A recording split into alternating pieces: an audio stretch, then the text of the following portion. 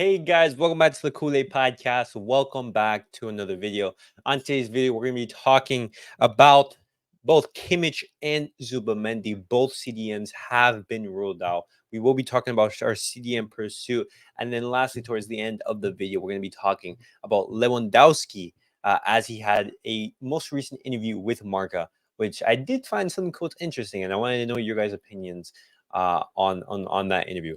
But guys, before we get started on the video, make sure to follow me on all of my social media platforms. Everything is posted down below in the description. Make sure to go check us out over there. That way you guys can stay up to date with everything that we do on the channel. And guys, if you guys want to see our reaction to both the Euros and the Copa America draw, just go on the channel. The video is posted. We did post the video yesterday. We live streamed that. So make sure to go check that video out.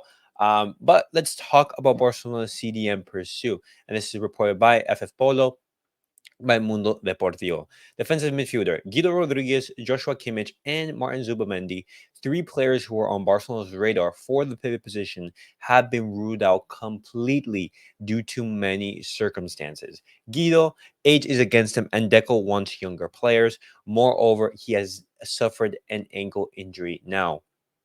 Continuing on with Kimmich, he is 28 now as well. And although he's considered a very good profile, Barcelona want younger players with a hunger to win, and Kimmich is already a serial winner. Moreover, even with the contract to 2025, he will be expensive. Now, moving on to Zubimendi. Barcelona do not want to pay money to clubs who have positioned themselves against Barca in the Negreira case. Moreover, Real Sociedad do not want to budge on the 60 million release clause, and also Zubimendi has never shown any kind of desire to join Barcelona despite their interest. Now, guys, I did throw a lot of information at you. So let's talk about each player individually. Now, Guido, I honestly thought that he would be a good replacement, for example, to come in as like a short-term stopgap.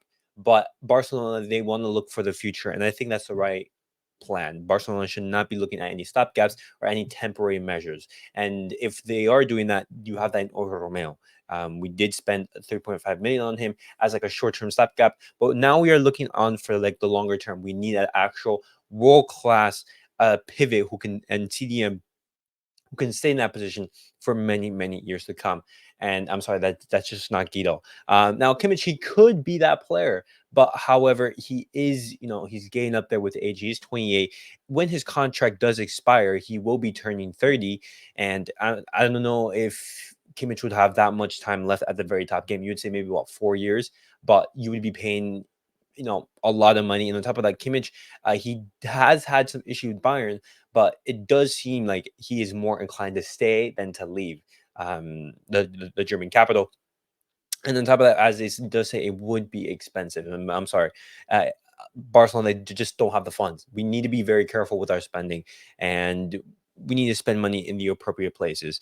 Now, regarding Zubimendi, this is the player that out of all three I would have liked because he is the youngest. I believe he does fit that sole pivot the best.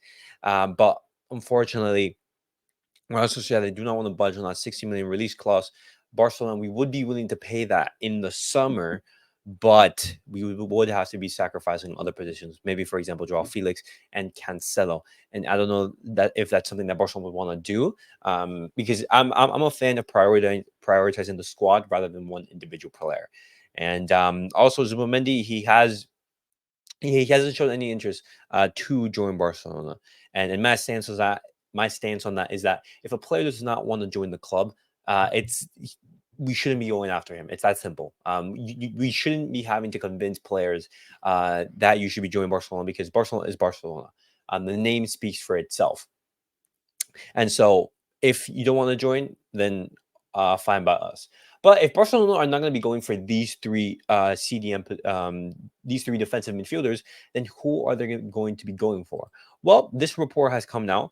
Defensive midfielder. Barcelona looking for a strong defensive midfielder who is very good in defending and can also be effective in the final third, such as Edgar Davids or Yaya Toure or Tchouaméni of Real Madrid. A strong midfielder who has lungs, they add. Now, this is very interesting because when you look at the midfield that Barcelona have right now, the only player who can relatively fill that role is actually injured. It's Gavi.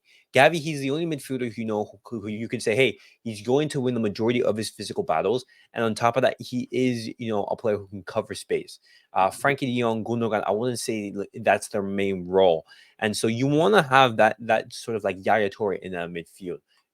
Just like we did with Paulinho, just like we did with Vidal so many years ago. You want to have these type of midfielders just to give different options to Xavi.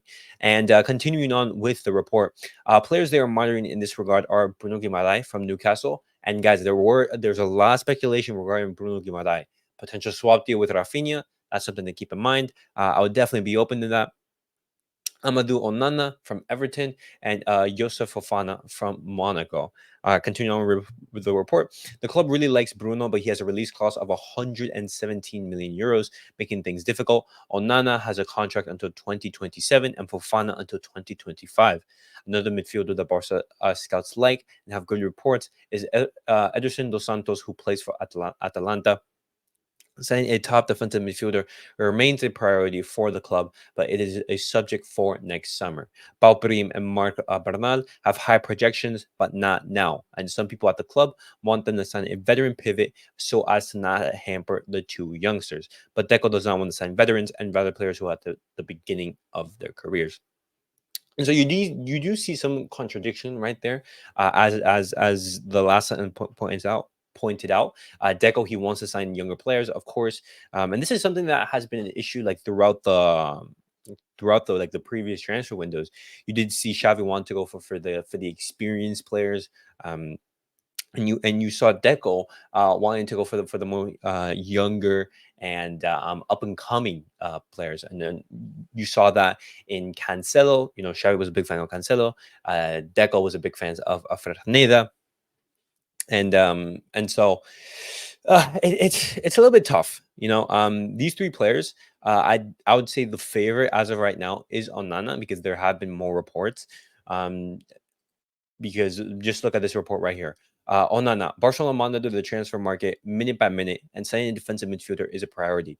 In this regard, they recently have had good reports on Amadou Onana, 22 of Everton. He's almost 2 meters tall and he covers a lot of ground while defending. He stands out for his ability to intercept passes. His passing is good, and he is also a threat in the opposition half.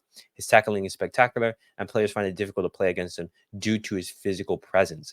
He also wins a lot of aerial duels, both in midfield and also while defending and attacking set pieces. Moreover, Everton are near the relegation zone in the Premier League due to the reduction of 10 points. If they do get relegated, their best players will be available for a lower price. And now continuing on this Onana story, look at this, boys. Barcelona is the only club which Amadou Onana follows on Instagram, apart from the three clubs which he has played for at the senior level, i.e. Hamburger, Lille, and Everton. Now that is interesting, guys, because we see Onana potentially coming to Barcelona. Now, I haven't seen much of him, but it does make sense that Barcelona is going for this type of CDM type player, a player who can cover ground and make up distance, because I believe that we already have like enough technically gifted players in the squad. You have Fermin Lopez, you have Pedri, you have Frankie, you have Gundogan, and you also have Gavi in there. And so those are like 5 technically gifted players. But the only one who I can say relatively is, does a relatively good job at covering ground is Gavi. Like, you don't want Pedri, you don't want Gundogan, covering tons of ground and running and doing all this. No, you don't want that. And so it's interesting to see who Barcelona goes for. And guys, I will be updating you guys with the latest news, of course. But let me know what you guys think on Barcelona's pursuit for a CDM. Would you guys want to for Barcelona to continue putting on some pressure and pursuing any of these 3 players? For example, Kimmich or Zubimendi, or would you guys say, you know what, maybe none of the options in the marketing are convincing, so let's go sign out Guido as a potential stopgap? Or would you guys want for Barcelona to go down a different route and go for maybe one of these 3 players right here, Bruno Guimaraes, Amadou Onana, or Josef Fofana? Definitely let me know what you guys think. But guys, now moving on and switching the conversation to Lewandowski, I'm going to be talking about his interview that he recently had with Marca. Look at this. Lewandowski via Marca. I know that we are Barcelona, and everyone expects us not only to win but to also score a lot of goals and to play well. That's important. At the beginning of the season, everything was not perfect, and of course, if we do not create a lot of chances, it is difficult to score goals. Lewandowski on his ambitions and futures. I don't think about what I've already won or what I have already done. I still have that feeling and that passion inside me. I think I can still play football for 3 or 4 years because physically I feel very good.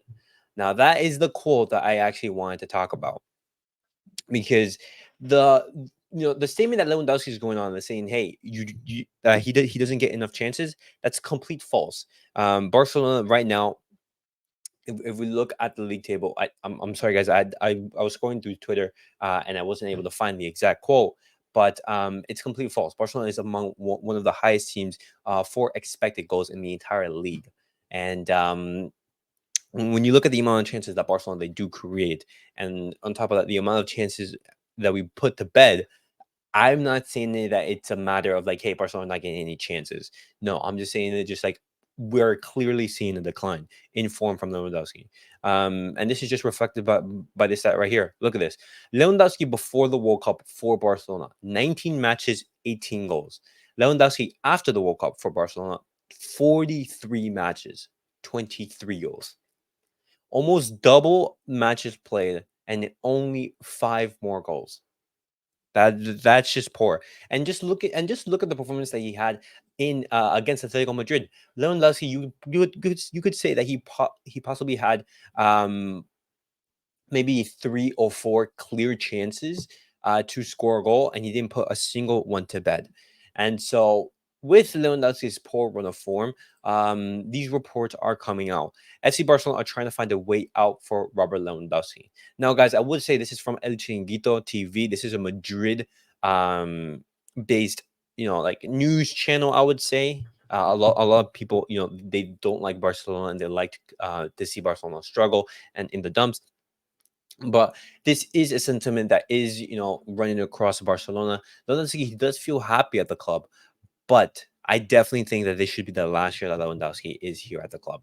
Unless his performances drastically, and I mean drastically, improve in the next upcoming months. As for Barcelona, I would definitely be looking for his exit, especially now with the incoming of Vitor Roque, a player who is positioned to basically replace him. But I will also say that there is some interest for Lewandowski from both MLS and Saudi Arabia, so we could potentially get some money right there. Maybe 10 to 15 million euros max, something like that. Obviously Barcelona they are going to experience a loss, but we did win a league title. But guys, that was it for the Barcelona news of the day. Let me know your guys' thoughts on everything that we have discussed below. What do you guys make of Barcelona CDM pursuit, and what do you guys make of Lewandowski's quotes? Do you guys think that Lewandowski is right? Do you think that Barcelona they don't create enough chances for him, and that's the reason why we're seeing him not score as many goals? Or do you guys agree with me that this is just simply a decline in form, and that now Barcelona they should be looking for an exit as he is no longer up to par? But guys, let me know everything that we have discussed, of course. Guys, sorry about that. But as always, guys, remember like, subscribe, and comment. I'll see you guys all on the next video. Peace out, everyone.